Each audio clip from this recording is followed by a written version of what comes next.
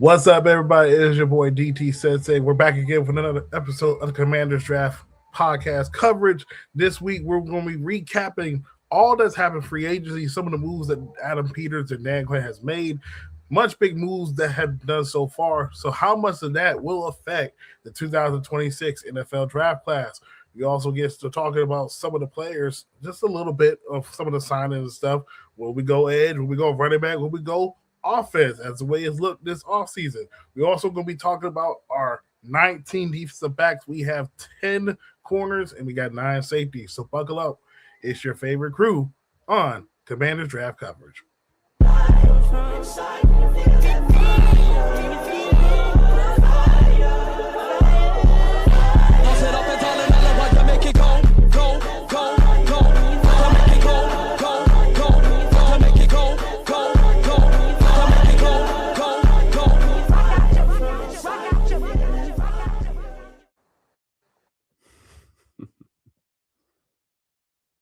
You're muted, DT. Bro, it literally was not muted, then it suddenly muted me. Like, what? Well, welcome, everybody. Welcome Sunday night with you guys. We're live on YouTube. We're live on Twitter. It is Commanders Draft Coverage Pod. Your boy DT Sensei. We got Kyle in the building. Smoke eventually pop up here. And Deuce will eventually pop up here. We also have Radar in our background somewhere on the radio waves. But, happy Sunday to you, Kyle. How's everything been this weekend? It's been great, dude. You know, I was out of state working up in Hershey, Pennsylvania, and got back on Thursday, and I made sure to stop at Chocolate World up there. So bought my kids like these gigantic Hershey's Kisses because they absolutely love them. And so they got to smile when I got back, when I handed that to them. So it's been a good week. I got to be in the spaces a little bit more. You know, Deuce and Unk and Smoke kind of educated me on maybe a little bit too much because it tends to be a bad thing if you're in it too much. But you know, I seem to enjoy it, man. There's a lot of good, intriguing arguments that go on there. But I'm fantastic, DT. Another blessed Sunday. Got to volunteer at church today and celebrate our Lord. And so it's another beautiful day. How about yourself? Everything's good, man. I had a great Sunday as well with the church with my family, and we had a good dinner.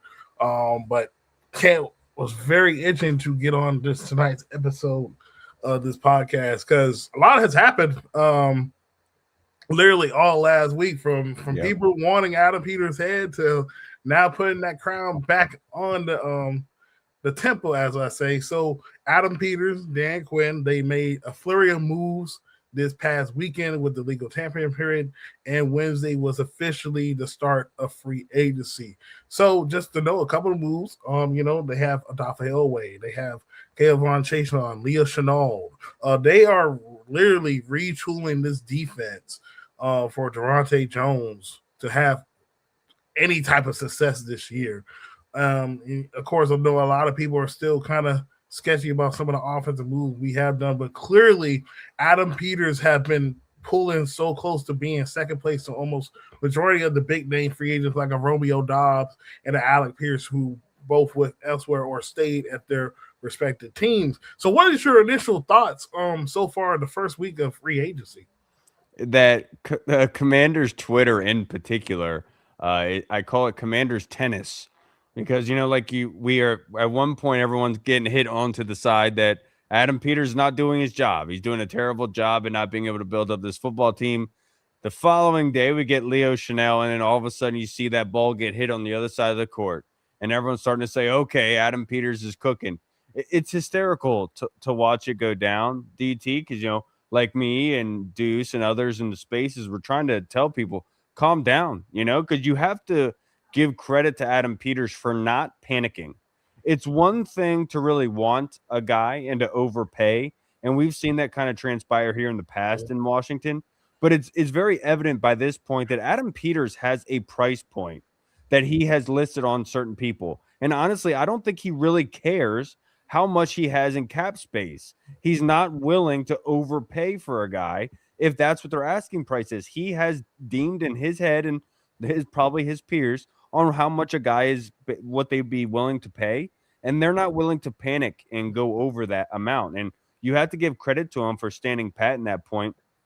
because they have done a phenomenal job of, like you said, building up this not only defense but offensive line, waiting out Chris Paul to where Yeah. we can bring him back. And it's almost like an afterthought at this point. Like everyone kind of forgot that Chris Paul was brought back. And so it's like amazing that they were able to kind of bring back the pieces they needed to, and Laramie Tunsil, Chris Paul, Allegretti, Wiley, and then be able to go down and grab somebody like Rashad White who can help out in the back end in the passing attack. And then Leo Chenal, my boy, Tim Settle, bringing the big man back. And DT, you and I have talked about this in our mock draft. What were they going to do at nose tackle if they're switching to 3-4? Well, that answer is in the big man himself, Tim Settle. I think they've done a fantastic job, and to cap it off on the top end with Nick Cross, I think they've done a very good job of laying the foundation of the roster. So now they can go anywhere they want in the draft, and you're not forced to play the rookie just because he's the first round pick. They can massage him in if they need to. They can work him in throughout the season if they need to. If he's that good, he wins at training camp, go right ahead. But I think they've done a very good job of building out everything that they need to and spreading out that foundation. That way, wherever position they do go, it's a quality room. I agree, man. I think the biggest thing that I clearly saw with what Adam Peters and them have done was, once again for a second straight year, was fortify the trenches, and that was getting edge rushers. They added edge rushers this year with Owe. They added Caleb on Chason, and they also added Leo Chenal, who's a sending player. You know, I was watching him at Wisconsin. He was really like a spot starter. Then it had 14 starts the year before.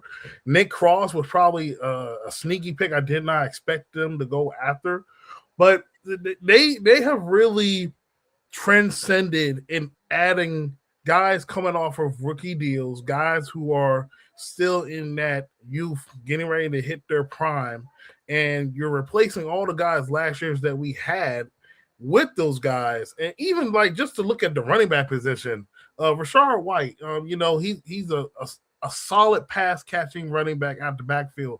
But the Jerome Ford, getting him as well, you're basically replacing C-Rod and also McNichols because of the efficiency of how he is as a runner. Much better runner with more explosiveness in the running game to go with a Bill Krosky Merritt with the revamped offensive line. So I love what they have done so far. It'll be very interesting to see when we get in this conversation, where will they go at number 7 and also at 71, because clearly there is a spot that they have been trying to get for the past couple of weeks, wink, wide receiver. So I'm curious where they're thinking about when it comes to the 7th overall pick. Well.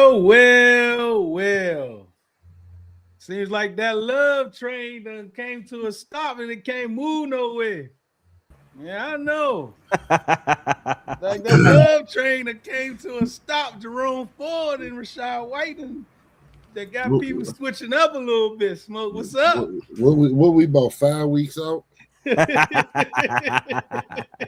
that 5-week temperature, man. I ain't worried about that. When we get to the show before the draft, it's gonna be the love train, man. That's what it's gonna be. When we get to the show, what's up with y'all, man? What's up, Smoke? How y'all feeling, man? How y'all feeling, man? Yeah, man. Like I think Adam Peters, to me, like two things. I'm gonna get two things I was thinking about over the weekend. One is Adam Peters is making sure that Dan Quinn has everything that he needs to be successful. Right? He is building this team through free agency as if we don't have no draft picks. Yeah. Right. And this is what you want. Like we've talked about this time and time again, off season after off season, that when the draft comes, we want to be that team that's in position just to pick the best player available.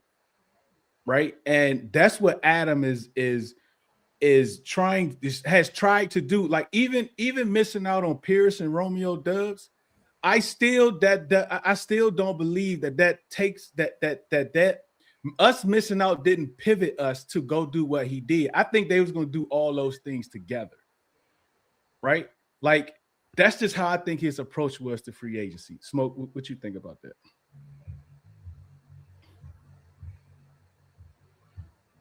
You're on mute, Smoke. My fault. Yeah, man, totally agree. We kind of talked about it, this week. As we got through free agency and we're entering, week 2 of it and stuff like that, man. So I do believe there's no excuses. There are no excuses for what, AP has been able to bring into this building, man. I agree with DT on, guys coming off those rookie contracts, looking for that second contract. And the guys that he got are, solid. Got plenty of starts under their belt. Some of them got spark starts, but yeah, man, I love everything we did like this week, man, in these couple of days, bro. So yeah, I'm good. My fault, Cat. My fault. I know I was on mute. But yeah, I love everything, and I do agree that he's setting everything up like DQ. If you can't succeed with this, I don't know what you can succeed with. So yeah, man. And then just to think about real quick, the amount of injuries at certain positions last year, we were 4th, 5th string. Right now, it's like, shoot, we going 4 deep at some positions. So I'm not really mad at it, and it's good quality players at that 4th string spot, if that makes sense. Let me go through some of these real quick. Excited about this season. We have upgraded almost every position. This was not the case on Tuesday on Monday night's pod. this is not the case whatsoever, bro. None. Wow. And Tuesday, oh my gosh, this was not the case. Tramos, Nick Cross, Caleb Downs, secondary on lock. Somebody mentioned Mikey at free safety before I came in here. I don't know, but I guess that's something that we're gonna have to talk about. We got to do something in the wide receiver room. Defense load the box on us and force it. I agree with Deuce. Tweeted a few days ago, AP made these moves to free agents and don't leave much room for excuses for Dan next year or something to that effect. But look, man, we got a big pile for y'all today, man. We got 10 corners, DT, nine safeties. So let's get right into it, because the fact of the matter is, I think outside, depending on how you look at Odafe, depending on how you look at Odafe Owe, every other position group, probably outside of the quarterback, can still use a dynamic player. Because how many, let me ask y'all this real quick. Out of the 7 to 10 players that might be possible at 7, Cal, I'm gonna start with you. Oh no. How many of those players will come right in and be the best player in that position group? It's for defensive end, that's really hard to be able to say, because for these guys to come in at the end, it's very hard right away to catch fire. So I understand where your mindset is at that point with edge. You could look at Caleb Downs with the safeties and say, would Caleb Downs be an upgrade over Will Harris? Nick Cross, I think, has free safety locked up, so you could look at that and say it's probably separate. That's maybe, but if you go like with Arvil Reese, like who right now would be playing what Arvil Reese does, because he's such a weapon in the X factor type of way. They would use him in a variety of ways that they can't really use anybody right now. You could maybe make the argument for Frankie Louvu, but I think Sonny Styles at this point, I think Sonny Styles would be an upgrade over just purely based on what a linebacker is asked to do. If you were to say, given with what we've seen from Jordan McGee, I love Jordan McGee and what he brings, but Sonny Styles is a freak in my personal opinion. So it's hard to say. And if you're looking for wide receiver 2, I do think that Cardinal Tate or Jordan Tyson, of those guys, those would be immediate starts in my personal opinion. Smoke. I could say Styles at the linebacker. would possibly be the best in that position group. I agree with Kyle on the edges. Yeah, one of the receivers. They're gonna come in and start. Like they're gonna be looked at as number 2 if we get them at number 7. They're gonna be looked at number 2 automatically. Right. Of course, running back. I believe, you know what I mean, Jeremiah Love get drafted, he'll be the best in the room that we have now. Yeah, and that's and I agree with matter of fact, I think Mansour Delane could have a shot at being the best in that room off the break. So there are some guys. Yeah, there are some guys, man, that I feel comfortable with at 7. I just listed off about 4 or 5, and somebody's falling to us. Yeah, I agree with you. It's very wedding cut like. Go ahead, DT. After you give us yours, DT, you can go into DT gonna run us through the corners and the safeties. So I agree with y'all saying, because I feel like when it comes to the edge room, we understand, you know, the dynamics of the draft possibly could be now, you know, someone might fall there at 7, but when you're looking at a Sonny Styles, even a Mansour Delane comes up now, because right now, even with the corner room, we don't have, you know, a guy there. I mean, Trey Amos can be a guy, but you know, he only played a little bit. And Mikey Sanders we're still trying to figure out. So corner is still somewhat of a need at that spot. Wide receiver, we clearly see they're trying to address that with the utmost importance, and you get a guy that'll be an instant starter. Any of the 3 wide receivers I'll be comfortable with. Sonny Styles is interesting because now we see with the linebacker room, it's a lot of guys that are versatile, and he's the guy that screams versatility as well. Well, I know we talk about Arvell Reese, you know, with him being an edge rusher and, you know, putting his hand against offensive tackles, but Sonny Styles can be a blitzer. He can have the green dot. He can go sideline to sideline. So this just opens up many more conversations. And, of course, Caleb Downs as well. I don't think they're done the safety room as well either. So many possibilities at 7. Styles would be great because he could be hybrid safety linebacker. Caleb Downs covers a lot of field, that safe coverage and run stop. That could be my Buckeye bias, though, bro. I'm telling you, like Caleb Downs, Sonny Styles, and even some of Arvell Reese, they look like and they sound like and they're a profile like Flores type guys. Mm-hmm. Right? Like Slim was good. Somebody brought up my boy. You saw that, Deuce? Oh, what I see? What they bring up? Where's Slim been up to, man? I haven't seen Slim in the spaces. He came back. They made him mad again. Not Slim. Hey, Mitch, Cole Wisniewski, man. I don't think it's going to be a 7th, bro. I think it's going to be higher than that. Probably around the 5th to 6th range. But he's a day 3 guy, but that we're going to cover Cole here in a minute. No, this is not credit to me. Somebody brought this out on the stream last night. We only got, I'm not counting. Who's their name, Smoke? Like, I'm not counting the Darius Rush and them dudes. Hey, man, get credit to Carl Vickers and Darius Rush, man. What are we doing? We only got 3. We only got 3 corners on the roster. That being said, if you looked at Minnesota last year, they had Fabian Moreau and Jeff Okuda playing at corner. And so I think that speaks a lot to that system, saying it doesn't matter who we have playing corner. We're going to bring enough pressure that they're going to play above. So we'll put that caveat in there.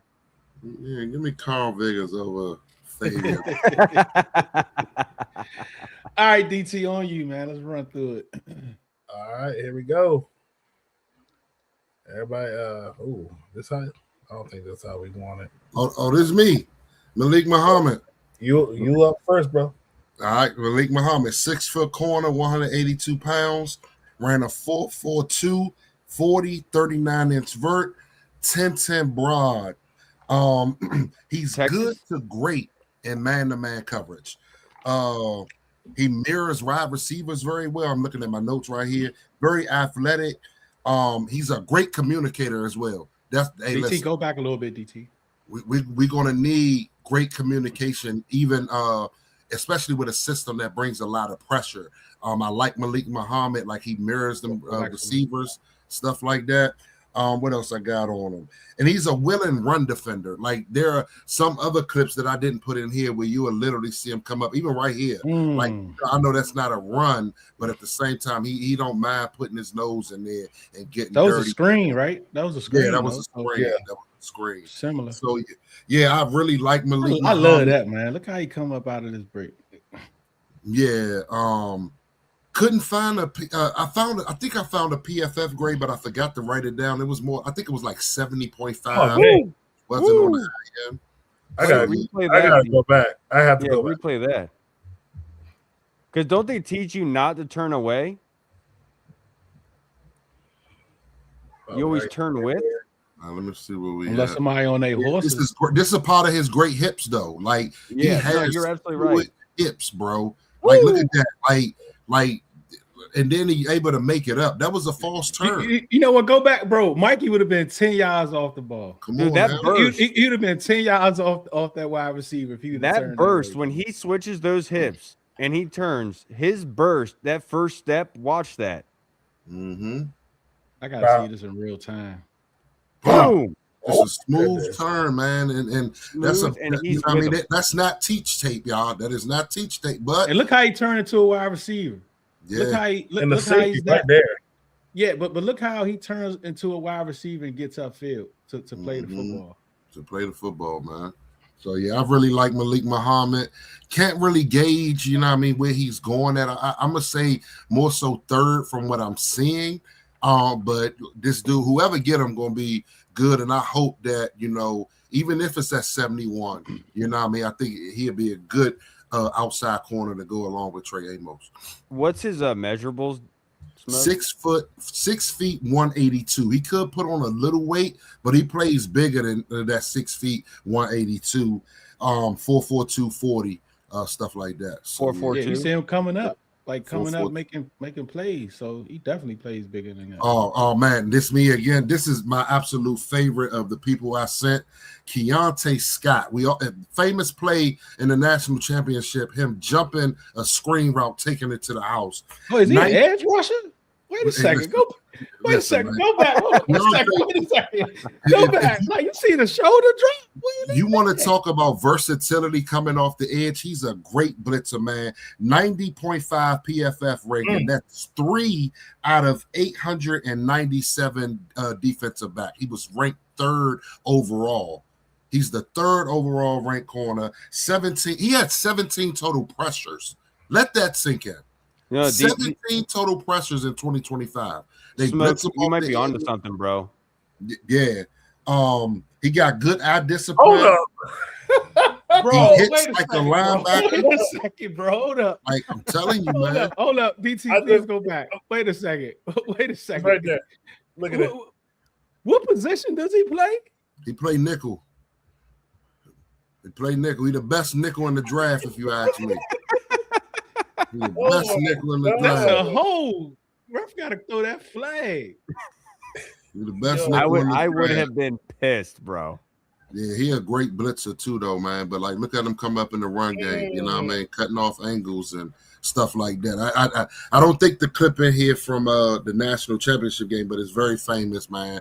They were trying to throw a smoke screen. He jumped that thing and housed it, man. So Keontae Scott is very versatile, man. I really like him.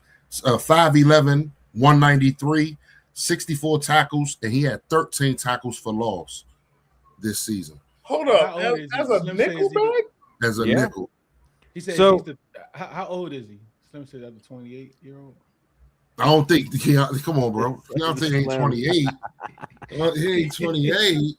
He said the crypt keeper. He said he's going to be 34 in September. Wait a minute. Let me see how old he is, man. He a super senior. Hey, Cal, that's where I got super senior from Slim. You used to call him super seniors. Let me see how old he is. He got to be at least 20, 21 or 22. You look at least 30. He's 24. He's 24. He's 24? Yeah, he'll be 25 before the season starts in August. He'll be 25. Yeah, he was a fifth-year guy, but you know, what I mean, this dude is good, man. Like I believe he's the best nickel in the draft. Well, I particularly like that one a lot, Smoke, because when you talk about Durante Jones wanting to bring a lot of pressure, it would make sense to bring in somebody like that. You highlighted what the 17 tackles for losses, right? You showed that he can rush over the lineman using in that kind of going over the guard. You showed him almost lining up at edge, coming at that standpoint. So it would fit what Durante Jones likes to do, because Durante Jones, one thing is versatility, and Keontae Scott would absolutely provide that for you. Given with where he's going to be going, well, you said third round is his projection right now? Yeah, third round. Yeah, I got him and Malik similar, like in that third round range. But yeah, it was 13 tackles for loss and 17 pressures. It's 17 pressures. That's insane to me, bro. That is insane to me. And he got a little toolbox around the line of scrimmage. Mm-hmm. Are you telling you gonna be there for the draft party, or you talking about at the game? But either way, yeah, man, tap in with us, man. We'd love to chop it up with you when y'all get here, man. All right, Kyle, you up next. Yeah, my boy Devin Marshall. We met with him, I think, at the East West Shrine Bowl, if I'm not mistaken. DT, if you can correct me on that. This dude at NC State, he wasn't targeted a lot, but he's one of the highest rated by Pro Football Focus that they have in terms of just overall rating of all cornerbacks. This is a dude I think is going to transition very nicely to slot at the next level. 5'11", 200 pounds. He was rated 8th overall out of 908 cornerbacks. This dude is very, very good at strapping up, and this is a guy I feel very confident with at the next level. He's somebody who went against some very good competition, light on his feet. He's able to come up, make plays on the football, very fluid athlete. We've talked about the NC State defenders before, all very athletic guys. And him in particular, you don't get all the limelight at NC State, but you go against some very good competition. And I loved what he did here against Deuce Robinson, who is going to be a fantastic wide receiver in next year's draft, if I'm not mistaken. He's somebody who's not scared of the competition, goes up, and I think Deuce has at least, 4 inches on him in height. And he's playing up to par with him. Recovery speed is obviously there. He plays a lot in press man. I think that he can be somebody that can transition to nickel or slot next level and be able to help you, especially in those crossing routes. He recovers very, very well. And that's somebody I've had my eye on for a while now. I think Devin Marshall would be a very good fit for this defense. This dude had 9 pass deflections in one game. Mm-hmm. What? That's a whole season worth. How's that even? Who they play? How's that even possible? Was it against FSU? It was Florida State, I believe. Yeah, I most remember him. He had 2 interceptions in the game. Yeah, I most remember him playing against Notre Dame, and I wish I could have found that film. Of course, you can probably go back and look at that game in its entirety, but he stood out a lot from that cornerback position. He ran that route for him. Yeah. I did mean to ask you, and I'm sorry, Smoke. I'm gonna go back a little bit, and you too, Cal. On your first 2 guys, be any one of those guys could be a true free. Yes. No, those are 2, like strictly. One is outside corner, one is nickel. He's saying safeties, I think. Yeah, not the 2. Oh no, we doing cornerbacks now. Never mind. Go back. But I do have the stats listed for how many deep snap counts they had at safety. If you want when we go over the safety, get those. And when we do, for in case I forget, let us know which one of these guys can be true free safeties in the league. All right. Yeah, Andre Fuller, the cornerback from Toledo. If you guys are safety nuts like myself, there's another guy from Toledo who's coming out. Is fantastic, and Emmanuel McNeil Warren. Then we're going to talk about a little bit later. But Andre Fuller, 6'2", 202 pounds.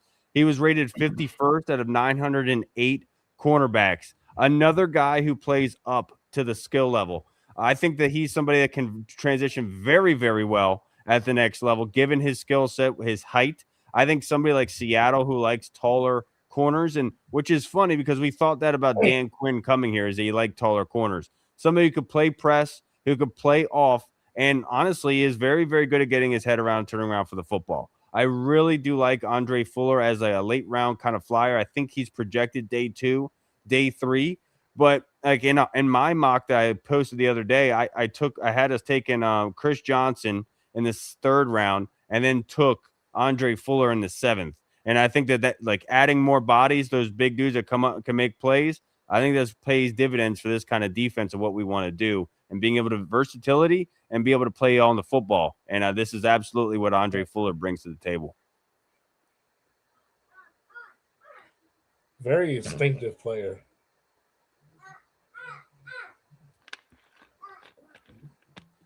Very instinctive player. There's another guy on the other side. I believe his name is Avery Smith. He's definitely solid as well. Toledo's defense had some ball players on it, man. All right, next player we have is Colton Hood. Colton Hood, if I'm not mistaken, I can't remember what school he transferred from. Get used to that defensive lineup right there. You see how many guys they had on the line? Yeah. Colton Hood, I can't remember where he transferred from, but he's a very solid man-to-man corner. Especially with having McCoy out for majority of that season, he still stepped up to the plate and made the plays necessary as well, going in the SEC and also playing against the likes of guys, even like Chris Braswell at practice. I can see this guy going day 2, probably late day 2, outside corner. I'm not sure, does he have that inside versatility, but I think he could be a strictly outside corner. What's his measurables? If I could pull it up on my thing, they want to be slow today.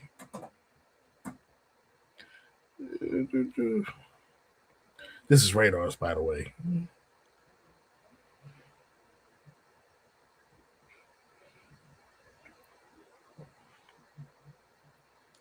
Let's see.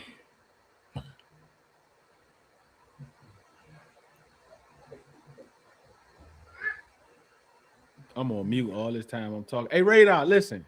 You want to keep sending in names? Like, you're going to have to do like a AI recording or something, bro. Like, these your people. These your people. I know you listening. You going to have to do some AI recordings or something, some man. Cliff Notes or something. Cliff Notes is crazy. Hey, yo. He's got to get on camera and record something. He got to do something, bro. I know. He be the first one, too. He be pressed. He pressed to do college. The Avi King. All right, where we go? All right, here we go. 6'2", 203. Julian Neal. Yeah, 6'2", 203. Woo. He's a senior. 2 interceptions last year, 10 pass defense, 55 tackles, 32 solo tackles. We got he started at Fresno State. Yeah, go ahead, DT. Yeah, he started at Fresno State first 3 years, then he ended his senior year at Arkansas. Has the prototypical length, like you said, 6'2", physical press corner. Look at this play right here. This is against Memphis, and his ability to turn around and make the play on the ball there. Has instincts to play recognition to help him stay in phrase and anticipate his routes. And since you're 6'2", you got to be very aggressive when it comes to run support.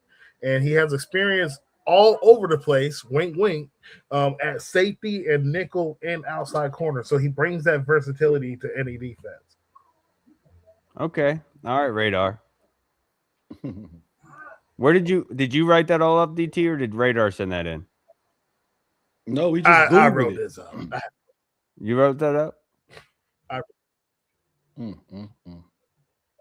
Don't do me like this. This is 1,300 pages of prospects. That's all. No, I think it was very well done. That's why I was asking. All right, so this is my guy, Davidson Igunosa, a.k.a. we call him Iggy at Ohio State. Iggy transferred from Ole Miss to play the final 3 years at Ohio State, and now I will say he was probably one of our aggressive playmakers in the secondary because he'll always get penalties and stuff. but this year he improved with penalties. He only had at least 3 called. Outside of last year, he had 13 penalties called on himself. But he's a very physical corner. Played one-on-one against some of the best wide receivers, and of course, playing at Ohio State every day, develop here. Makes play on the football. Interceptions went up his second year, and they didn't really target him his senior year. So the one thing I will say about Iggy is if he can clean up on the techniques, which will lead to penalties and stuff, he could be a starting upside corner in the National Football League.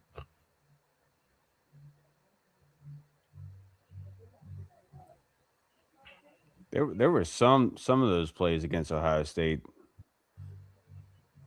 They were getting torched up, but I don't think it's on him. I think it was on the other Styles brother. Garbage. Yeah.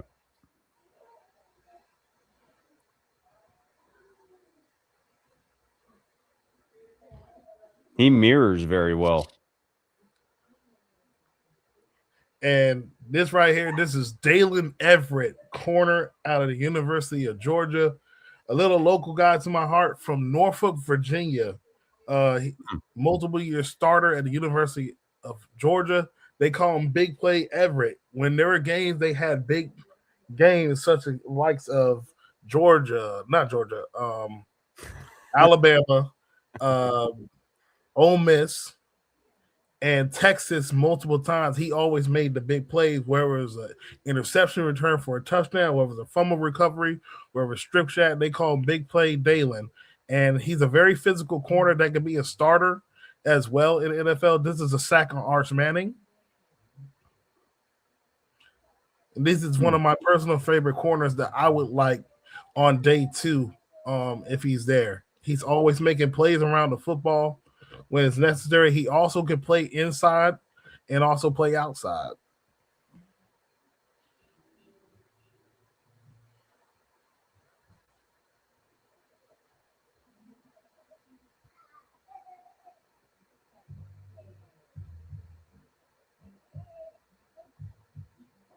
All right, Kyle, you are up next. I got your guy, Chris Johnson. This took all day to find. Yeah, I hope they included the Titanic highlight that he did. He really Titanic the guy, and it was phenomenal. But this guy, he's been mocked in the first round. He's going to be phenomenal at the next level. I think he's about 6'1", 6'2". He's a dude that's going to play up for you, especially against those taller wide receivers that you have. I think he's somebody that has that dog mentality, who comes up in big ways, and phenomenal in press coverage, I think, in my personal opinion.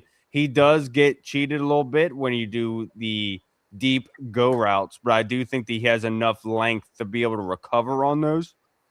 And he does a good job of playing the boundary, of using the sideline as an extra defender. It does get him caught sometimes, but I do think that Chris Johnson is going to be phenomenal at the next level, and I think that he is very good chance that he's going to scoot his way up into the first round.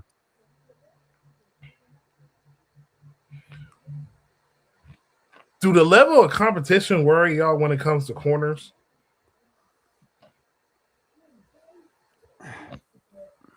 Yes, sometimes. Because like that one was disgusting. Technique. Like just take technique for example. They may not, have to use all, the type of technique to lower the level of football. So, some of these guys may see a big school once a year, things of that nature, and it could dictate, who they really are. But yeah, I would think so, man. But you try to look for technique more than anything. Tupac boxing. If you got some, we don't have Devin Moore out of about 16. Let me see, 10 corners. So if you got some stuff on, just put it in the chat. I'll start and we'll come back to it towards the end of the show. I'm sure DT got notes. So someone just posted Devin Moore today. I've been looking for him for the past 2 months. Mm-hmm. He said Radar is a mole. It's funny, Mitty, because I said last week on the Spaces that Radar is AP's burner. Yeah.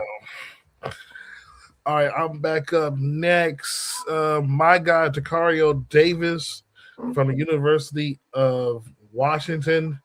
He is a transfer as well from the University of Arizona. He is 6'4", 190 pounds. He's 21 years old. He ran a 4.3 at the NFL Combine. He was second team All Pac-12 and Big 12. Has the elite length and frame to play.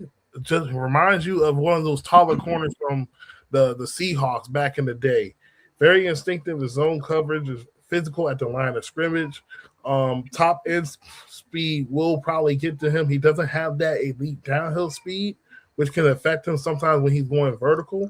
But he also has the ability to make corrections while in coverage. He didn't have the play one of the games this year, but he had a play where he got burned on a crosser and he came all the way back underneath and made the play on the football. As you see, he makes a play right there. So this is a guy as well you can have on the outside with an aggressive scheme like Durante Jones, really the one. You can have an outside with Trey Amos, and you can have a rotation of Mikey and now newly acquired Amik Robinson as well. 6'4", ran a 4.3. Whew.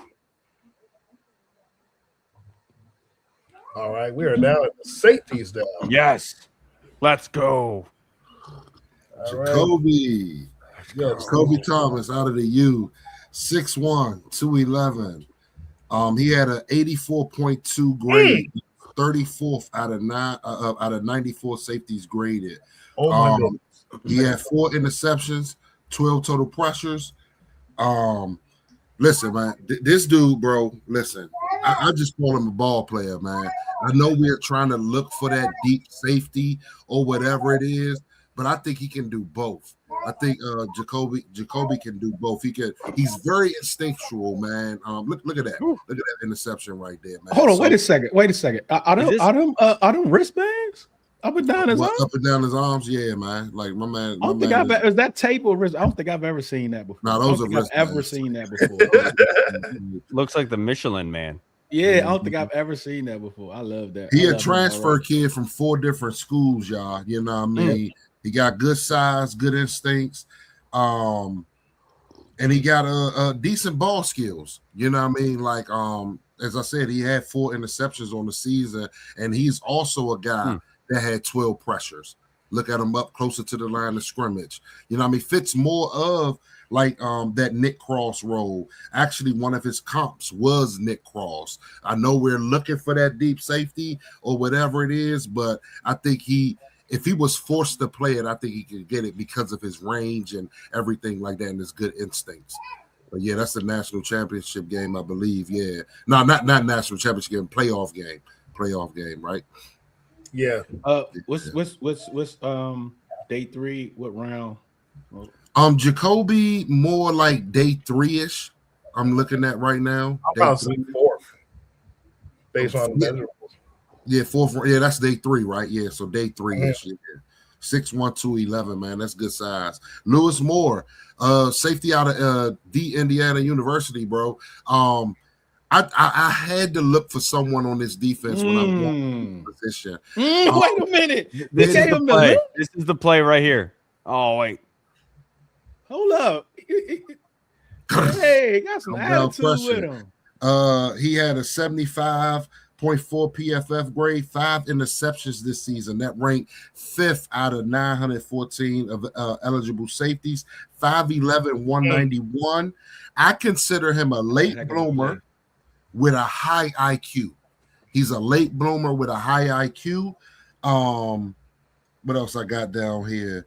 And he played some robber too. So, but as you see right here, you know what I mean? Like, it all depends. I know we're looking for that single high once again, but that I think he could do that. Because he got good range, man. A guy with 5 interceptions on the season and stuff like that. I really like Lewis Moore. He's a day 3 guy, though. Lewis Moore's a day 3 guy. From the guys I have listed, Smoke, Lewis Moore is 2nd overall in the most deep snaps out of the safety with 471. So he greatly outweighs than playing in the box or anything. It's more so of deep. Mm-hmm. He was a first team All Big Ten, and my last note on him, he can improve if he in man-to-man coverage.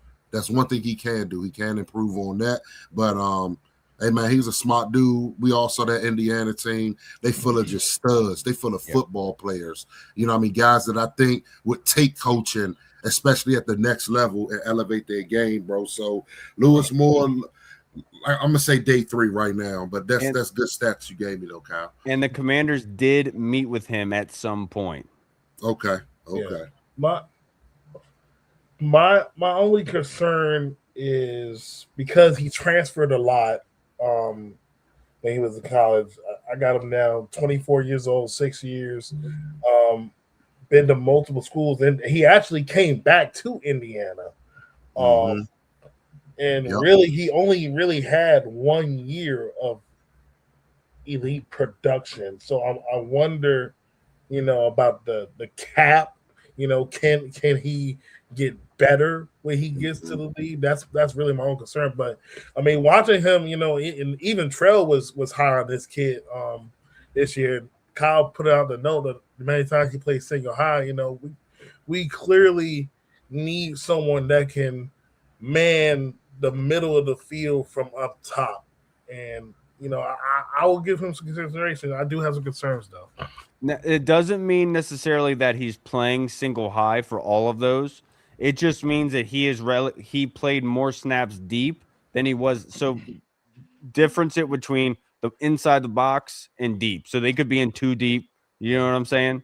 So it's not like he's purely based when the snap. Yeah, okay, I got you. All right, cool.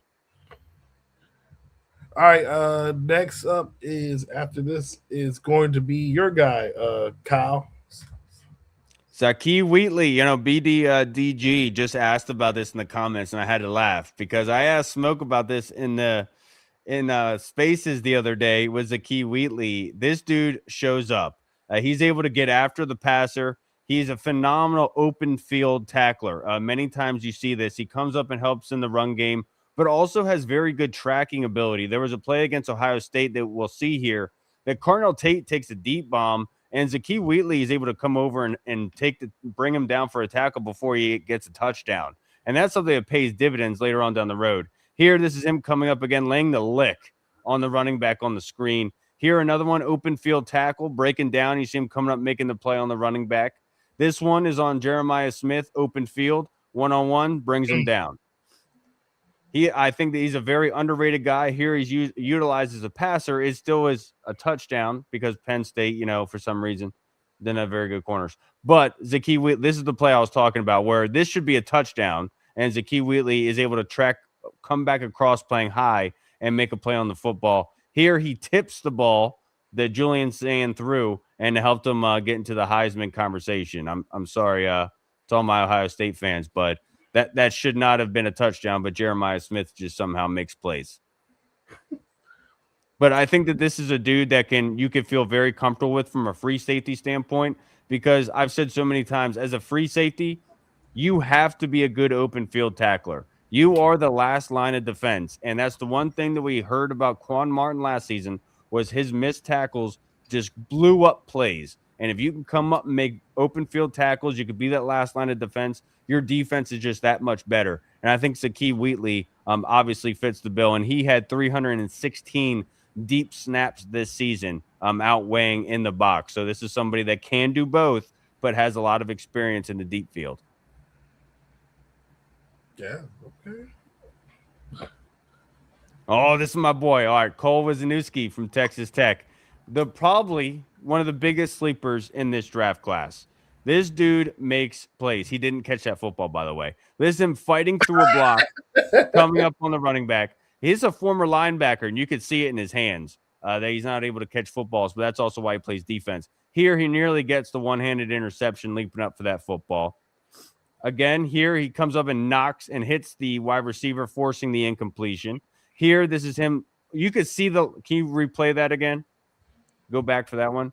You can see where he's at as a former linebacker on this play. He's shallow, comes up, reads it, and is able to get that tackle for loss on 3rd and 2. Monumental play. Here, another one where he's approaching line of scrimmage, bringing down the ball carrier. You see this a lot for Cole Wisniewski, where he's come up making these plays. But you also see the plays in the back end. That's him one-on-one with Jordan Davis. They sent a corner blitz in. He was on an island with Jordan Davis and was able to bring him down. Another one where you see him navigating the line of scrimmage, come up, make a plays in the run game.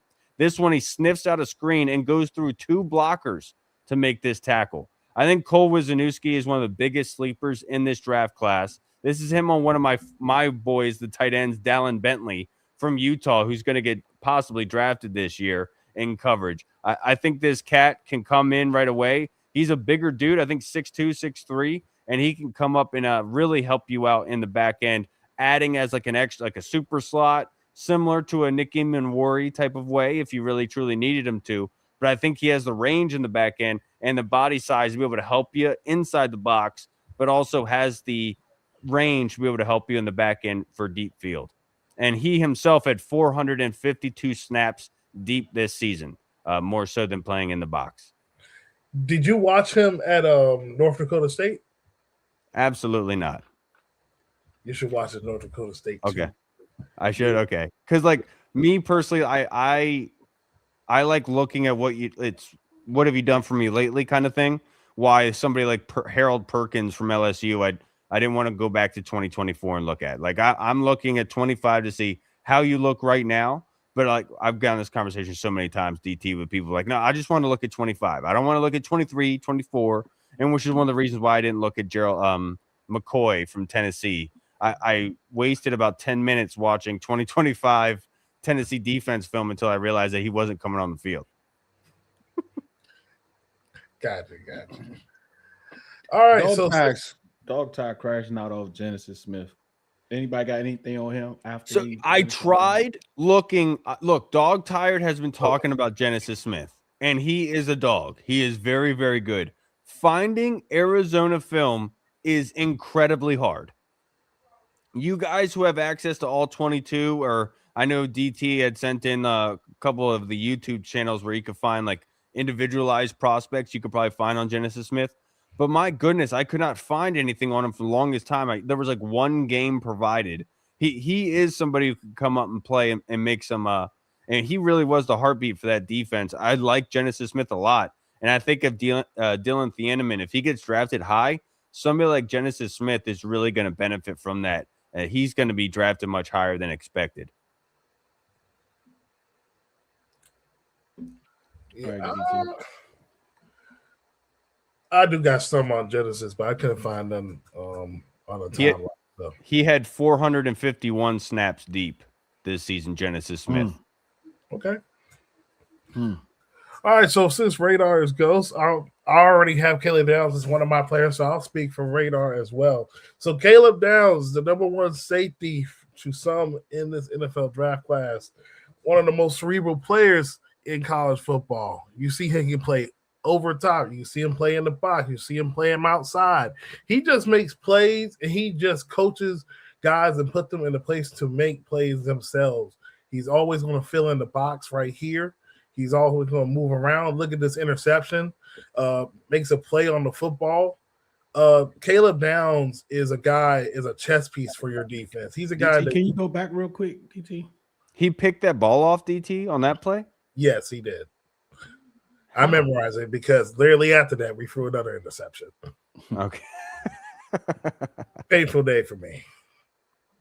That was just a terrible throw. Look throw. how he comes across the defense, though, from hash to hash on that play. Like, that's the type of stuff that Flores likes from a lot of his players. And speaking to that, DT, looking at his snaps, he was perfectly like in sync with box and deep. I think it was 240 at each. So to your point, he does play both. And box was broken down too. Like you can go even further and break box down from linebacker, edge rusher. You're absolutely right. And for Durante Jones, I think DT's on it where he's somebody that he can move literally all over. You see him helping out at all 3 levels. Just think of a Josh Metellus and a Harrison Smith. Yeah. Let me ask you something, Smoke. What's the least important position in the Brian Flores defense? The least important. I got the answer. Anybody, throw it out there. What y'all thinking? Corner. I was going to say between corner and probably interior defensive. I'm about to say I was thinking D tackle because of Javon Hargraves. That's what I was thinking of how he responded on like a IG post about if you're an interior lineman and you're looking, to get stats in the Flores system, it's not the system for you. So I would lean towards interior D line. Who picked AJ Halsey? Radar did. He had the most deep snaps out of the ones I have written with 484. I want to watch Harrison Smith last year. I think I'm going to watch him when I do go and watch Minnesota defense. I want to watch Harrison Smith. Watch Metellus too. AJ Halsey, dude, he had this one forced fumble on the goal line. I forget who was it again. Maybe it was Ole Miss that I watched, but he's a playmaker. Oh, wait a second, go back. Wait a second.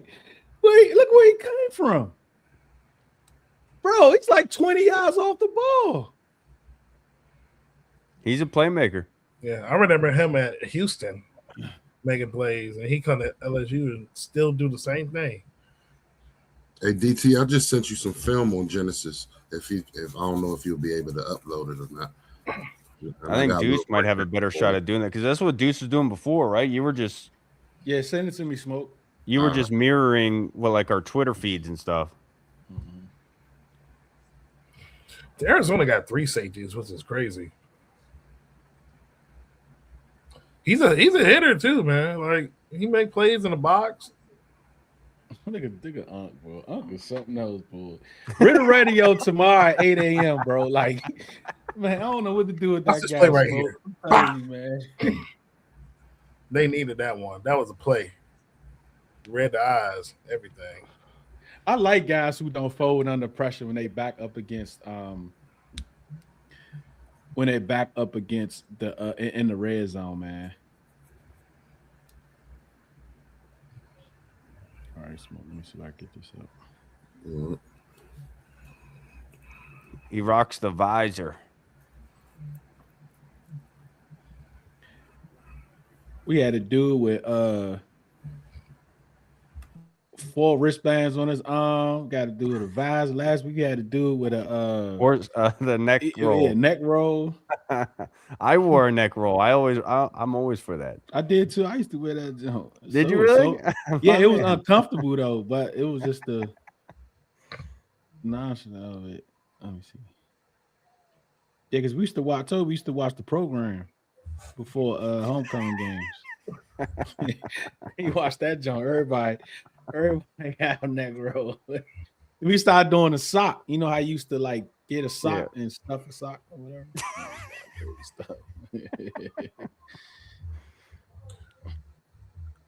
Is this another radar? No, this is me now. All right, good job, DT. I like Bishop Fitzgerald. All right, Bishop Fitzgerald from Woodbridge, Virginia. He transferred from NC State. He is a ball magnet. He made plays for USC this past season before the knee injury. I have him down as a guy. He had 5 interceptions in 10 games before injury. He had a background as a high school quarterback, which I feel like gives him understanding of route concepts and to understand where the quarterback is going to anticipate. He's 5'11". He's 22 years old.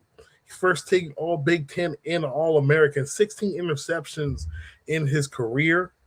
He's a ball hawk. Now, he doesn't have the raw score that everybody is looking for. But the last time we seen someone who didn't have a good raw score but still made plays, that was Xavier Watts from the University of Notre Dame who got drafted to Atlanta Falcons. So this guy, he just going to be all over the place. You can see him play single high and watch him anticipate, makes a play, and he brings the yards back for his offense. He plays a lot like Ed Reed does, doesn't he, DT? Where he's just in the right place. He puts himself in those positions, and he comes down with the football. I think he's a very smart, instinctual player from a safety standpoint. He had 303 deep snaps this year, and I don't know if I can't look it up for you right now, but if that's a huge discrepancy to his box snaps, I wasn't aware of his injury until DT said it. So that might show that he is much more as the deep than he is coming into the box. Yeah. They had 3 safeties in that USC defense. Christian Pierce was a redshirt freshman that they started to ease in with Ramsey, who we'll talk about later. But Bishop is a ball hawk, man. Like, those are guys I'm looking for. All right, you're next up. Emmanuel McNeil Warren. I just got a name for you. Cam Curl reincarnated. This cat right here. He dominates inside the box, coming up and helping. I tell you what, hey, Smokes, 2 people we know he loves. Cassius Howell and Cam Curl. Yeah, absolutely. Well, there's more. There's more that I love. But yes, it's those 2, absolutely. And I think that Emmanuel McNeil Warren really does come up and play that way. He comes up and helps in the run game a heck of a whole lot. You can, I think it was this Kentucky where he comes up and just smacks the running back. Yep. Fantastic tackler and being able to come up and help in the run game, stabilizing kind of the middle of the field. And this is somebody that when you rely on, he's going to come up and make a play for you. He's another safety that if Dylan Thieneman goes high, that is going to benefit along with Genesis Smith, that he could possibly be launched into the early second, mid-second being selected there. Because somebody's going to see his measurable, seeing he's over 6 foot, 200 pounds, coming up and helping in the run game and is going to be a captain for your defense for a long time. I think Emmanuel McNeil Warren has a long pro career. That Toledo defense, man. Them boys be hunting. He can play, man. What's this? Because it looks like he's at free, like almost a lot of these plays. I'll look it up for you right now. But his first step is always up though. So I wonder. 6'2", 2 pounds.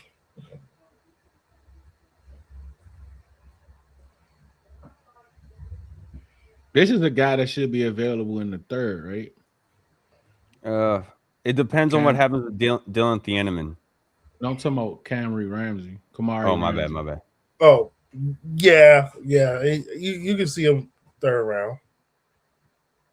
His game is very similar to Caleb. He just doesn't, he plays at USC. He's very versatile, can play nickelback, play strong safety. He can play over top. You can put him anywhere and make plays. He transferred, a matter of fact, he transferred from UCLA when his defensive coordinator at the time was DeAnthony Lynn, who took the USC defensive coordinator job. So with DeAnthony Lynn, his style of defense is coming from the Baltimore style defense, with Jesse Minter and Mike McDonald, how they run their defenses. So he already understands playing coverages from a pro concept. You can use him as your nickelback in your defense. Real quick, Emmanuel McNeil Warren had 401 snaps in the box, 198 in deep. Is it really even do y'all think Durante is gonna want a true free safety?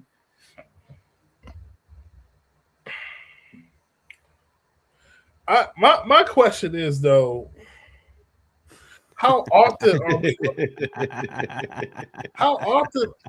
he started back up last week, Smoke? I don't know if he was in the space. Trail started back up, bro. I heard him. Wait, hold on. Somebody made a comment. No, we talk about with Trail and AJ Brown. He started that back up again. Oh my god. How often is he gonna be running like cover 1? That's the beauty of it, though, DT, is nobody knows what we're going to be doing. Like, even though the players that we do select might give you a good idea, I think that's the benefit Durante Jones and David Blau, that we are completely everyone's going in black, and they have to guess, essentially, as to what we're going to be doing. Yeah. Let me put this Genesis up real quick. I would love a true free safety because, for one, we always get burnt when we don't need to get burnt. And then we're always getting guys that always play in the box, but we never have a guy that's able to play over top consistently. And Smoke, this last year's tape? Yeah, from this past season. So I don't let me know if I'm because it looks like he's learning the position. That has this been his position like the last couple of years?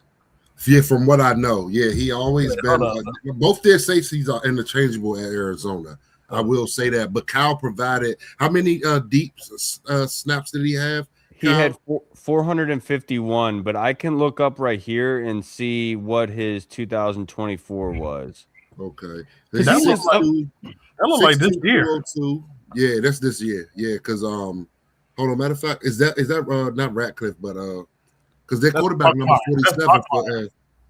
That's 47. Yeah, I wonder what the backstory behind. So Smoke in 2024, he had 354 snaps in the slot, 218 deep, 135 in the box.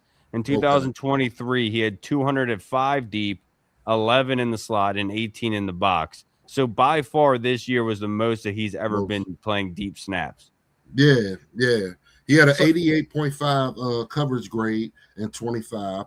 He's good in man. Over 1,700 career snaps.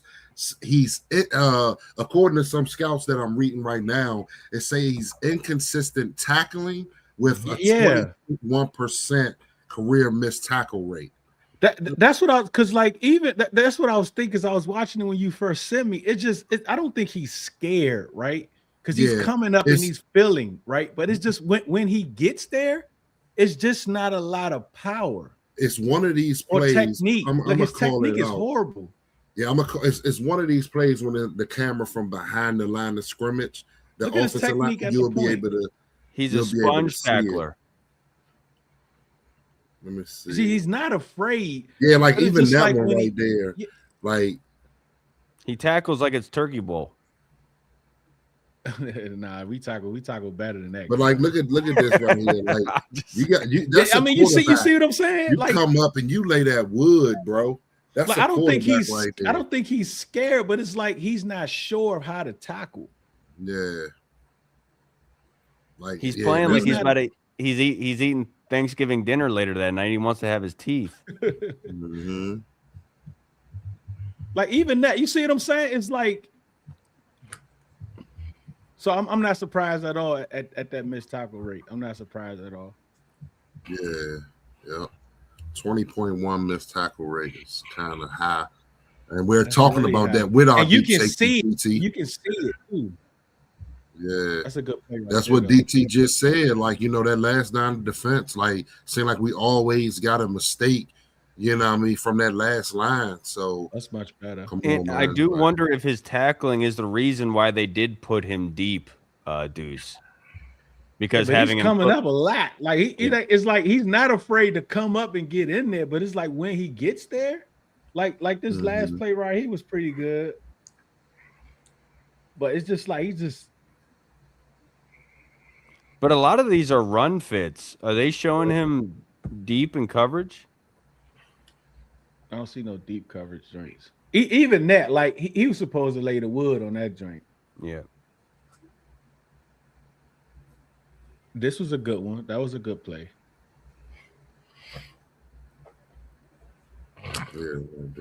Me personally, I like Sturks and Johnson better. This one right here, like he's supposed to lay the wood on this joint. Mm-hmm. You see what I'm saying? That's my kid away. Coach King. This is the BYU game. I was at that game. Okay, what else you see? What do you think about Sturks? That's a guy that can play.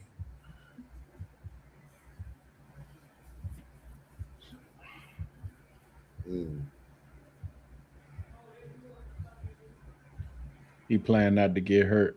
I mean, like I'm not going to put that on him, right? I don't know for sure, right? But that's what it looks like, though. Like that's what it looks like. Like he's out there, like it's the last game of his career. I mean, in college, and he ain't trying to, you know what I'm saying? That's what it looks like. We didn't do anything on Jalen Husky. Nobody did Jalen. Nah, nobody. Now DT gonna talk about him at 209 though. Look at this guy. We did that 4 weeks ago. Where you been at? Talking sinners. He was too busy purring. Yeah, he talking about center of attention. Let me see. Y'all got anything on Deshaun Singleton before we get into the mock? I didn't really watch him like that. I know he's from Nebraska. Let me see if I can find something on X real quick. I forgot to add that Zakee Wheatley is from Maryland. I like how DT includes that. Only if it's only if it's Virginia. Like he don't do DMV. No, I know. Only if it's 757. He was like from Woodbridge. I'm like, that is so nasty to do that.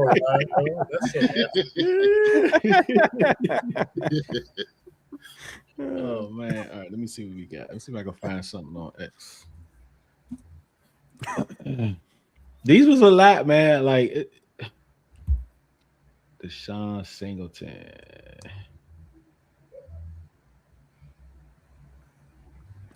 Do you want me to look up? Yeah, see what you find. He went to the Senior Bowl.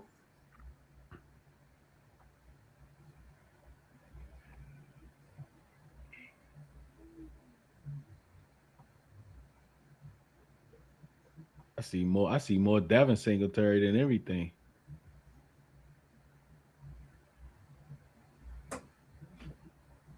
Oh, that's not it. That's not a decleat. They talking about a decleat. That's not a decleat.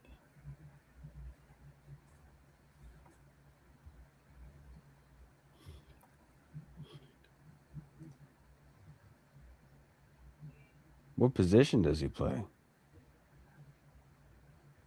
I'm thinking he played Nebraska. 6'3", 210 pounds. Was rated 285th out of 830 safeties.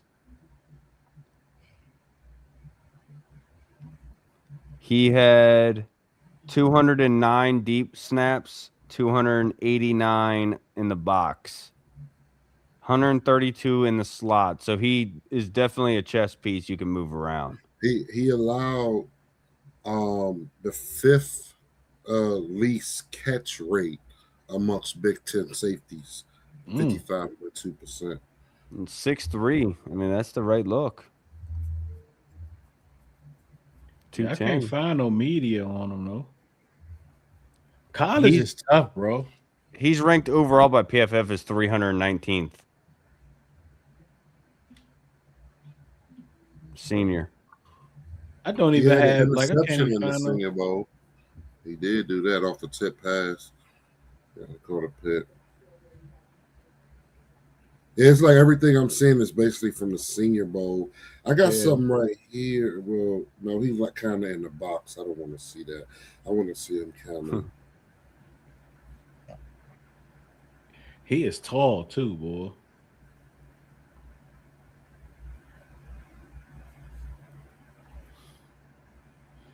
Yeah, we don't have much, man.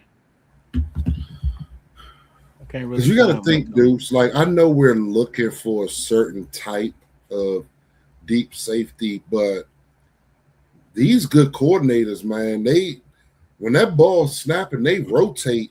Once that ball snapped, it's like, does it really matter who's the deep guy as long as they know their assignment? You know what I mean? Stuff like that. So, and I think a lot of that is going to determine on that front seven. How much pressure are they generating and, you know what I mean? Stuff like that. So, yeah. But I think a lot of these guys that we even covered tonight, you know, coached up well, they could do it. They could do it. You're absolutely right, Smoke. Well, what is the quote that Durante Jones said? It's not where they line up, it's where they wind up, right?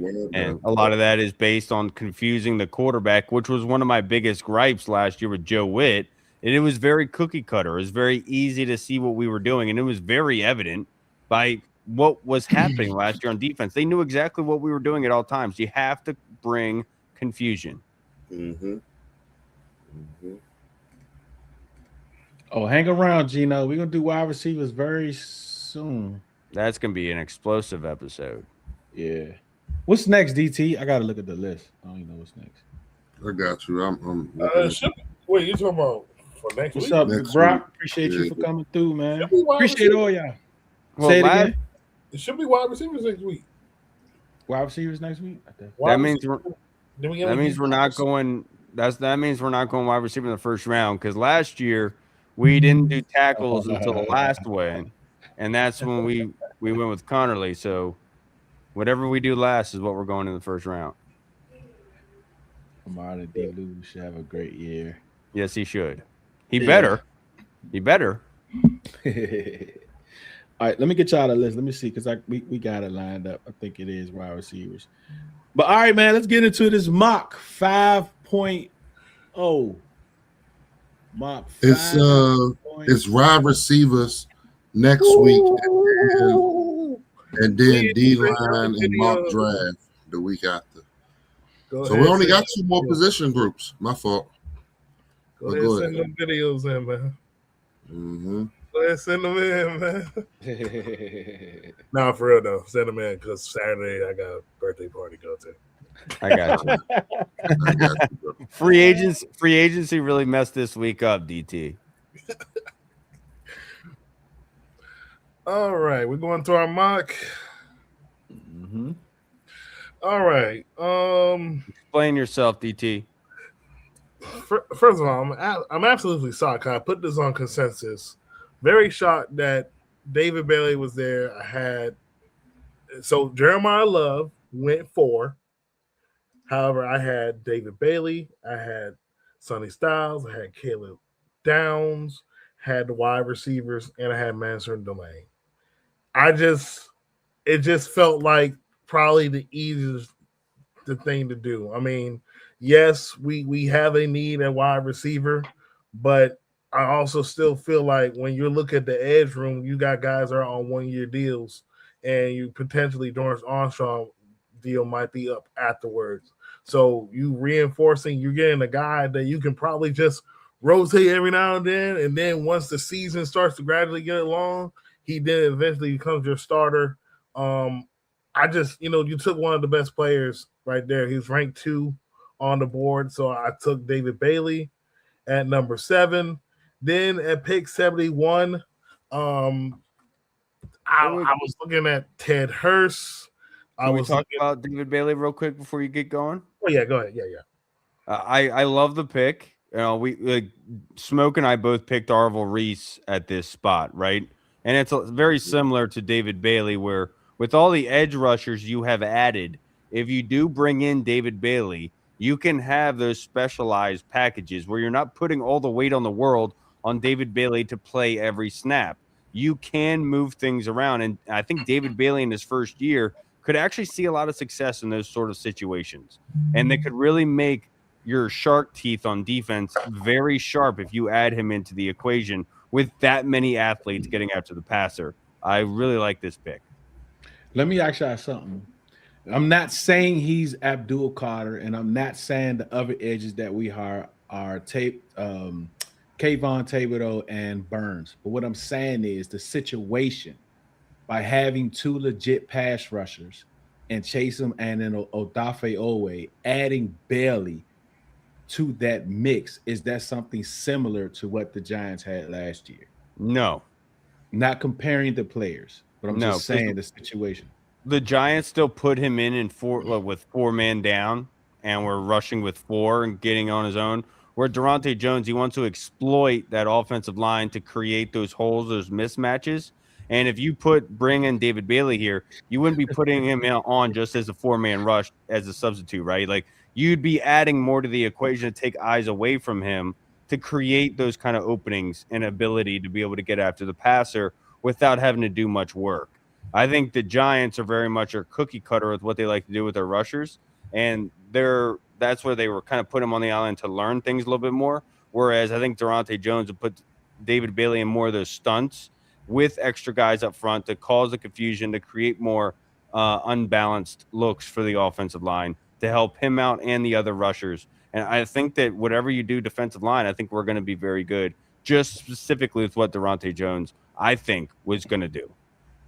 Check this out, bro. Let's hold on right quick. Let's go through these comments right quick, right? Gino said, "What's up? What's jalapeno wide receiver at Arizona State?" Right? We know what he's talking about, right? Look, Big Brock said, "Look, he's a bum." Right? He said, "Hey, Gino, what's up, Slim? Tyson some trash for number 7." Gino say, "Hey, for real?" He was like, "Okay, Brock, you know what? Y'all play Tyson highlights. I never seen him. Not on the wide receiver." He's like, "Play Tyson." Then he say, "I'm not messing with the wide receiver at 7. This defense been trash for too long." He said, "You don't need a wide receiver. Look at how you." Then he told him, "Don't pick me off tonight." He said, "I'm 5'2" OC. Well, this ain't the pod for you, bro. You're gonna get ticked off tonight, especially at 71. Good gracious. Go ahead, DT. Yo. No, he may not mind it at 71. He just said not at 7. Yeah, he talking about at 7. He ain't messing with it. I like where his mind's at. Because I think I'm hopping off the love train, boys. There we go. You just got on there. No. Like so, if Abdul Carter was drafted to Brian Flores, you think he'd be used the same as what you saw in the Giants? No. So that's why I kind of say I understand where Deuce is coming from, where I absolutely do too. Solidified guys, yeah. So that I think what I mean. This is a luxury. Shout out to Mitch. Getting David Bailey at 7 is a luxury at this point right now. Arvell Reese a luxury. What I mean. Sonny Styles a luxury at this point. Jeremiah Love a luxury at this point. So there are some luxury. So to Big Brock, I understand, I'm not sure if you saw what we did this free agency, stuff like that. But if they were to take a receiver at 7, don't crash out, bro. Just see what they did. These guys that we got are hungry and they're going to put it together, man. But I feel your pain at the receiver at 7, though. But one thing that we can't discount about what they do at 7 is you do have to look forward thinking, right? Because with wide receiver, what do they have long term as the number 1 option? Look, let's just say hypothetically, if Terry doesn't return, what do you have at number 1 wide receiver right now? There's not really much there. Look at the running back position. Do we have anything besides past this year? What do we really have there? You have Bill, but that's really about it. If you look at edge, it's a similar kind of circumstance where I think the only one under contract after this season is Odafe Owe. And so in linebacker, I think this might be Frankie's last year. Jordan McGee and Kane Medrano were there, to your guys' point. So you do also have to look at past this year and not just what could possibly be transpiring this year. You do have to look forward thinking just a little bit. And this is where I am too, Gino. Bro, I just don't look.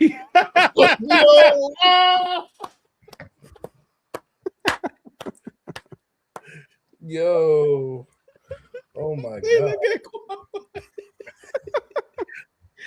Oh man. You know how comments and stuff, and then you just kind of just put a voice to it. I literally just put a voice to it. It's probably real raspy and deep and rough.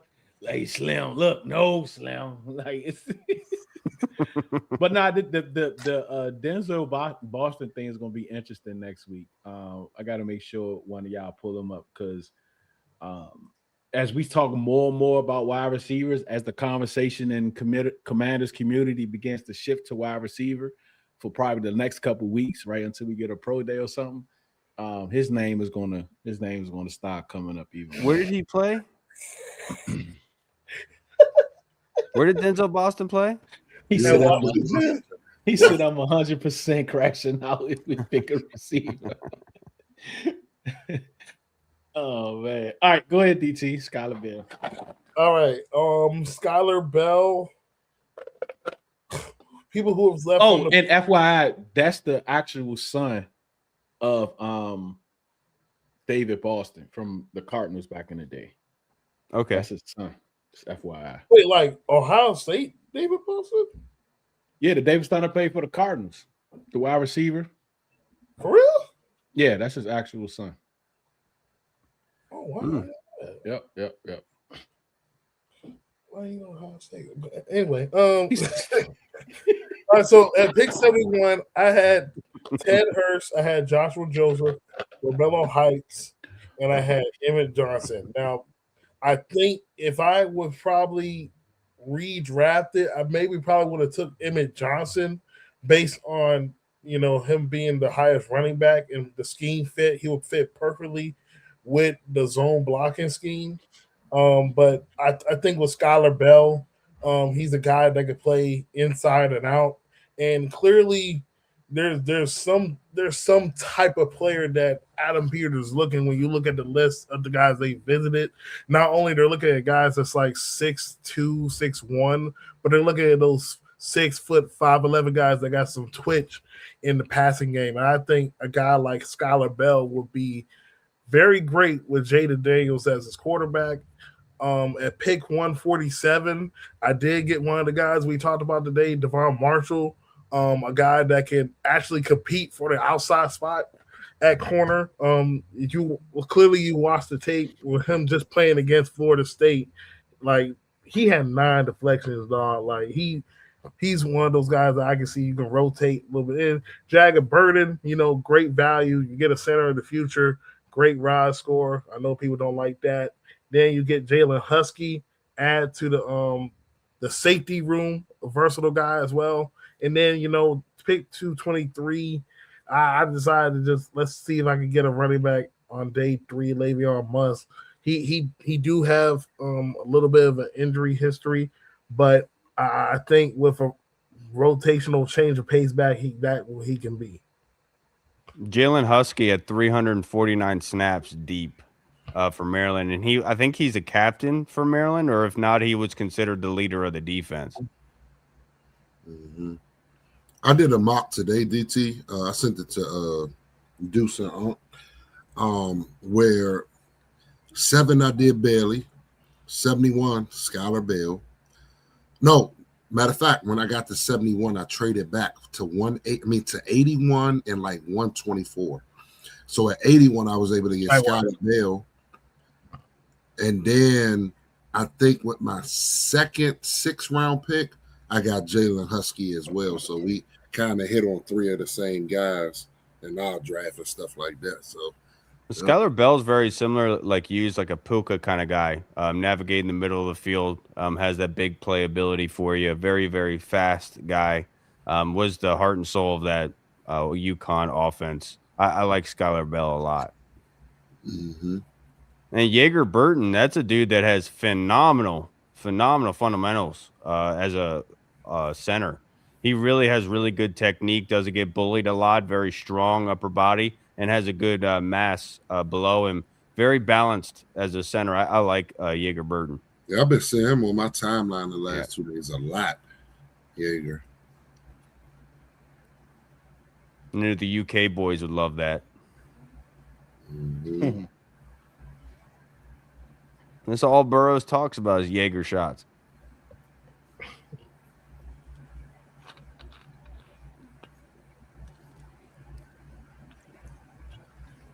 Hey, that comment right there, Kyle Lewis at 71. That's one of my favorite guys in this whole draft, bro. All right, let me get back to these comments. They going crazy. Hold on, let me see. Oh yeah, Dog Tie locked in on Jennison Smith. Now he just throwing out random stats. That would be amazing. I've been tired of this offense wins championship model for years now. Did you see his last comment, Smoke? Yeah, I saw it. Yeah.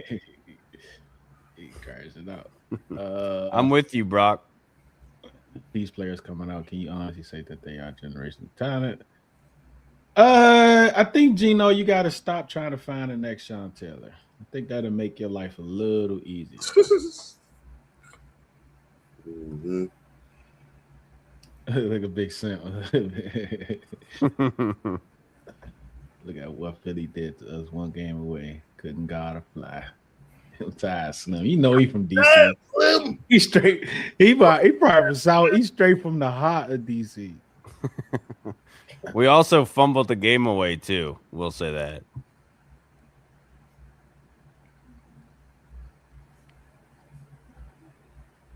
I hope so. I'm with you, CD. John Rando. Mm. I like how he spelled the name Rando. No, he corrected it in another comment. Okay. I mean, that was cool too. I like Rando. I knew you were talking about. It makes it sound bad. Yeah, At first, I was like, "Who's John Rando?" Yeah, that right there. Yeah, that's 71. That Kyle Lewis at 71.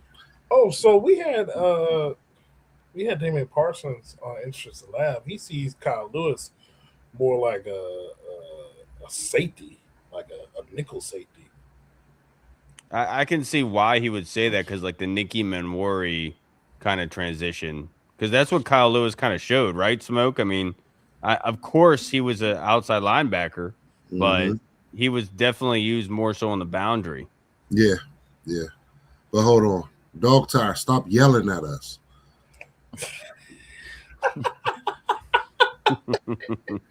Put that thing in all caps. What did radio say that? LOL. What did radio say the other day? Because radio loves Dog Tire. He was, what did he say? He said, "I'm going to start calling you Siri from now on." Yeah. All right, go to DT. The smoke's down in y'all. No, I didn't know. Bro, yeah, it is getting about that time. I say 10-10. Yeah, let me go and get to this World Baseball Classic. So, yeah, that's why I keep looking away. It's 2-1. So, all right, go ahead, DT. Go ahead with what? Oh, He you finished the mock. You finished the mock? Yeah, he did. Oh, when he got the 187, he just lumped all the rest three in there. Oh, that's why I was like, wait a second. Jaeger Burton, yep, yeah, I did that. We need to send Jalen Husky, yep, Merlin guy. Yeah, I do have battle through injuries, but he fits the run zone scheme. So yep. Hey, look, man, look. I know I ain't trying to break the fourth wall, but we had 1:30. 1 hour 32 something minutes. Yeah, Man. that's true. I do want to ask this question: if this draft were to come down like this, and we were to get Jaeger Burton, are you comfortable with him competing for the starting center spot? And do you think he'd be starting game one? Ooh, I don't know about starting. I don't think starting from day one. Like Allegretti would have to really lose it for him. I think Allegretti would be above average enough to hold off some guys. Now, could be injury and stuff. I could see a change of center. I mean, it depends on how the season go. Maybe like somewhere in the middle of the year if the kid gets some confidence and stuff up. But I don't see him, initially beating him straight off. Now, if he does, then Nick, you did all that talk for no reason, dog. So I will say I will give him that. Like the preseason is going to be interesting to see. I just want to wait and see how the draft plays out. Yeah, that's what I'm saying. So I just want to wait to see how it plays out. But I just think it'll be very tough with Jaeger beating out Allegretti before the season starts. So I'm with it. All right, man. Let's get ready to get up. I'm sitting up here. I'm like, man, DT just chilling. Just ain't about. He ain't finished. Just take a look at that film I sent you from Jaeger. Yeah, he loves Genesis. Oh, you just Smith, sent me something? No, I sent it to the draft group. But we ain't got to review it right now because you know what I mean. This is what I saw on my timeline the last day or two. Oh, talking about Jaeger. Mm-hmm. All right, hold up. That dude can move, bro. Got good base. Good base. He my type of center. Hold up a second. Let me pull it up real quick. Yeah. In the meantime, Kyle, what you got on deck this week? Oh, I don't even know. I'm just getting over free agency. Just keeping a lookout for another Burgundy zone, and we're gonna be pumping out these wide receivers this week, which should be a lot of fun. With such a coveted position. Keep an eye out on Twitter this week for uploading of wide receivers. I think that with this 4 group that we have here, we're going to be able to diagnose and dissect the wide receiver position fairly well. DT, what you got this week? We got the Ins and Out of the podcast premiering this week. Be on the lookout for anything Split Sports Media related from me, whether it's an article or video coming out. Also tune in to Enters the Lab podcast. This Thursday we'll be doing our first mock draft after the first week of free agency. And what you got this week? Smoke. Hey man, catch me Riddle Radio Monday, Wednesday, Thursday, 8 to 10. I'm getting ready for March Madness though. I'm about to lock in totally something different. I love March Madness. My do better was play at Thursday. So yeah, hey DT, I'm gonna try to get that stuff over to you.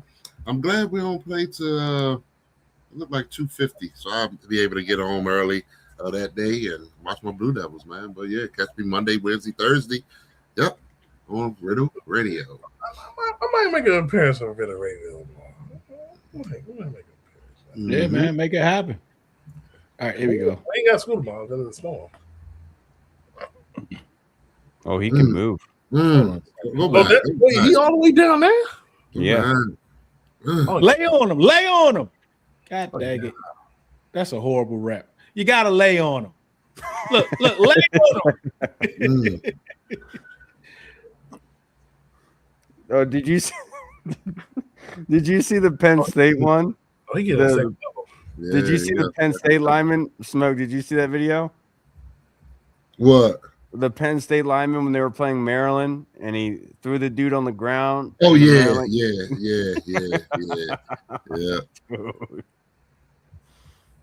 I would have cried, man. I think he got movement, man. Look at that block down and get to the next one. Look at that, man. Talking about some final. A lot of power. Oh yeah, he put that there. Yeah, he put that shoulder in his hip. Oh, it's time for you to go to bed, bro. Yeah, I don't know why. You turn that nightlight on. Look at this. He put that in his hip. Look, yeah, I love that. He put that in his hip. No. Oh, that's against Nick Barrett. Barnett.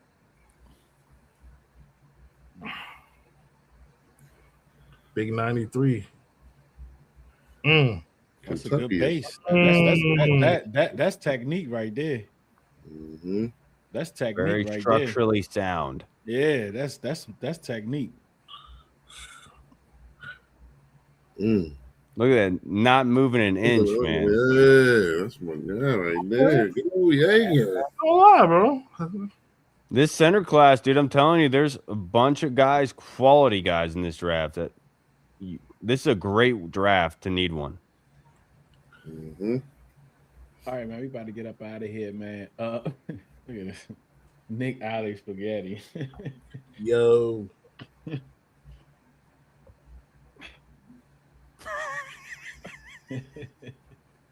We're gonna do that next week, Paul. We're gonna do that next week, Brock. Yam, what's good, Yam? Yeah, me. Yeah. He said, please mention Kyle. Please mention Jacoby name. We'll get to him, man. We got to him next week. We got you, man. I like Jacoby Lane as a flash in the pan, explosive kind of guy. Look at him shoot me a list. Go to bed. Wait, yeah, get up in the morning. We appreciate y'all for tuning in, man. When is Easter, dude? When is Easter? It's early. It's real early, right? Yeah, 3 weeks this year. I think 2 weeks. 2 weeks. 2 weeks. Yeah. So we should, because I think we only got 2 more position groups. All right, then we which got is crazy. Yeah, because last year we did tackles. I think the third week of April. I think we started later last year. Yeah, we started early. Yeah, we started late. I mean, we went a little further in the playoffs. That's true. That's a good point. That's a good point. But we'll figure something out because we probably we do the mock. Actually, before maybe we'll do the defensive alignment and then kind of go back to some players that we didn't discuss and profile regardless of the position, and do that show. Then the following show we can do like a mock or something. We could also do best of. That works too. Thank you, sis. Appreciate you. It's a fifth. Thanks, T. You're right on time, sis. All right, man. Logan Reader Radio tomorrow, 8 a.m. on X from 8 to 10. Come through Monday, Wednesday, and Thursday. And also tomorrow, we're starting to look at every free agent. So at 7:35, we're looking at Leo Chanel and Charles O'Menahue. Looking to have a Chiefs reporter on to give us some context with those two guys. And that's at 7:35 tomorrow. Unc said pull up. DT. Unc said pull up. As long as you ain't snoring up there. We're supposed to have strong winds and all of that stuff. Yeah, kids got 2-hour early dismissal tomorrow. We out tomorrow. I just got the word. Yeah. What y'all getting? Snow or something? Man, they talking about tornadoes. Huh? Yeah, tomorrow should be heavy winds. Like that 270 miles per hour, like in the evening. 270. That's what I heard on the radio. 270? I guess maybe it was. Bro, what are we? Wizard of Oz? Like I was thinking the same thing. I don't know what the radio saying. I don't know. Man. I'm taking off tomorrow, man. I've been contemplating. I don't care if my service manager watching. Hey, if you're watching, I'm taking off tomorrow. The practice bubble's gonna be flying away tomorrow. Nah, you all good, Big Vic. Big Vic Eats. You all good, bro. Shout out to them, man. All right, we about to get up out of here, man. We appreciate y'all for joining. Appreciate y'all for taking the time. We know your time is very valuable. You spend it with us. We absolutely appreciate it. Remember, do it because you love it, not because it loves you. No beat, no sound, no heart. No one beat, one sound, one heart, one love. Big Brock, you are taking me through. You made me mess up my Yo. in the radio comment. All right, man. Peace out.